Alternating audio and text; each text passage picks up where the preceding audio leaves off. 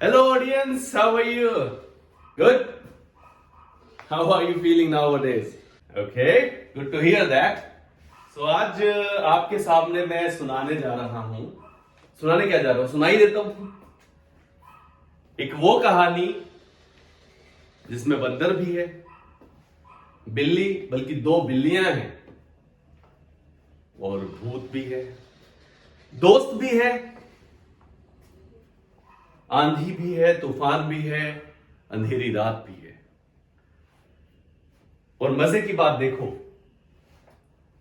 क्या डरावना माहौल है। और आज शायद उस कहानी के थ्रू आपको पता चल ही जाएगा कि क्या वाकई में भूत होते हैं। तो करते हैं शुरू। बात उन दिनों की है जब मैं पढ़ता था स्नातक के प्रथम वर्ष में, वही बीए फर्स्ट ईयर। या I was an art student. So मैं रहता था अपने दादाजी के यहां पर।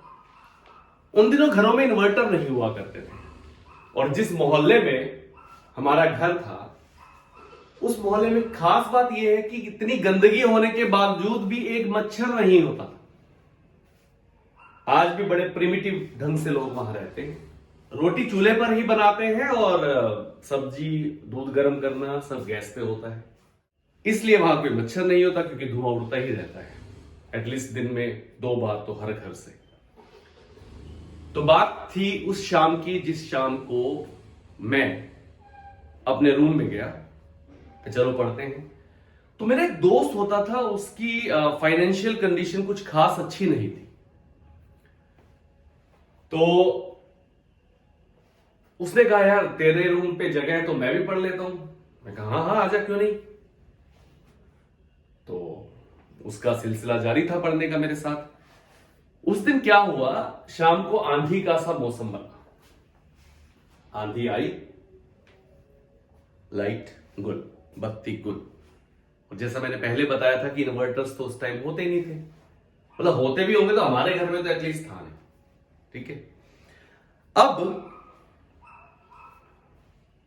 हुआ ये कि कैंडल लाइट डिनर तो हमारा करने का प्लान था नहीं, या कैंडल लाइट स्टडी तो करने का प्लान था नहीं, और lamp was not feasible or viable the whole night.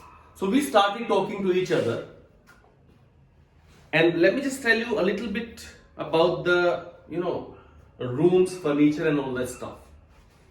उस रूम में 2 बेड होते थे, डबल बेड नहीं, 2 separate beds.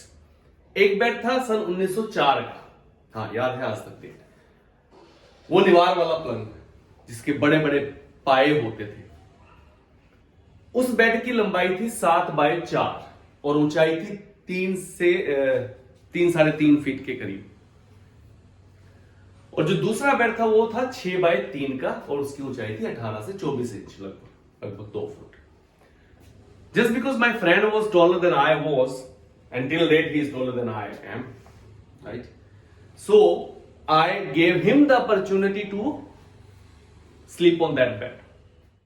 So we started talking to each other about this, about that, and I don't know from where the conversation landed to the concepts of ghost. It was a ghostly atmosphere. The windstorm was there, और जैसे ही हवा चलती थी दरवाजे भड़ाभड़ बजने लगते थे।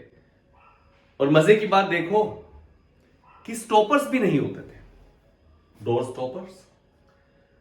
तो हमने ईंटें रख दी और हम बातचीत में अपनी मस्त हो गए। अब पता नहीं कब कैसे और नींद आ गई। भूतों की बात करते करते हम दोनों को आ गई नींद। अब हुआ क्या, एक सपना आया। सपना क्या कहूं, डरावना सपना आया। It was a nightmare. The ghost about which we were talking when we were awake, it came to my dream, it came to my nightmare. It started haunting me. और उस भूत ने मुझे एक पंजा मारा।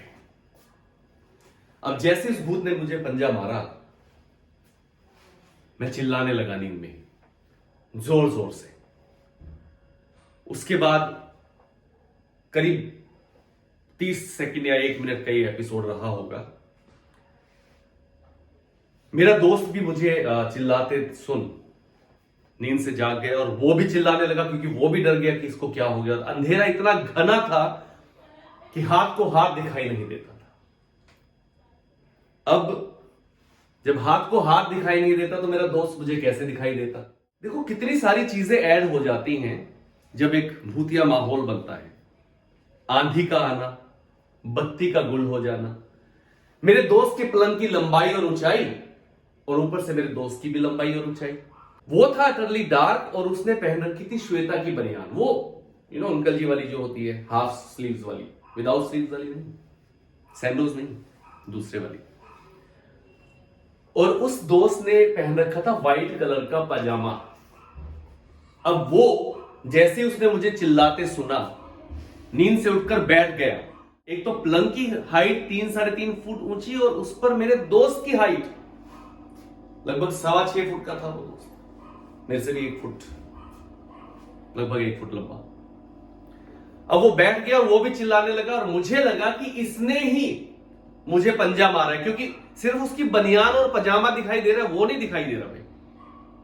वो नींद में चिल्ला रहा है, मतलब वो बैठा हुआ ही चिल्ला रहा है, क्योंकि वो डर गया मेरी चिल्लाहट से और मैं उसको देख के और डर गया कि यही भूत होगा शायद। अब हो गई गजब बेइज्जती। 2-2.5 मिनट तक हम चिल्लाते रहे। फाइनली जब एनर्जी बिल्कुल शांत हो गई, then we held each other. इतनी देर में पूरी गली उठ गई। वो दरवाजे खड़खड़ा रही है नीचे वाली मंजिल पे, मेन डोर जो घर का होता है। अब खोलने की किसमें हिम्मत है, कौन सी के उतर के जाए। बाद में महसूस हुआ यार ये तो बहुत बड़ा ब्लंडर हो गया है। अब सुबह कैसे निकलेंगे नीचे, सब मजाक उड़ाएंगे। उधर से दूसरे कोने से चाचा जी की आवाज आई कि क्या हो गया विष्णु। हमने कहा नहीं, शायद कमरे में बंदर लड़ते हुए आ गए थे। कहता नहीं, बंदर रात को नहीं आते। अब ये भी एक फैक्ट पता चला कि रात को बंदर नहीं आते। अब हुआ क्या था एग्जैक्टली, मैं नींद में था, हम बातें कर रहे थे भूत की। अब माहौल भी ऐसा बना हुआ था, भूत की बातें करते करते नींद भी आ गई और भूत का सपना भी आ गया। और जिस टाइम सपने में उस भूत ने मुझे पंजा मारा, कमरे में 2 बिल्लियां लड़ती हुई आई थी, उन्होंने मेरे पैर पे पंजा मार दिया, इसलिए मैं घबरा गया। तो सारी कहानी ऐसे बनी। देखो कितना ही भूतिया वातावरण हो, कितना ही इंसान डर जाए, फिर भी वो एटलीस्ट ये तो कंक्लूड ना करे कि भूत होते ही हैं। देखो आज तक मेरे को भी नहीं दिखाई दिया, बट क्या पता होते हो।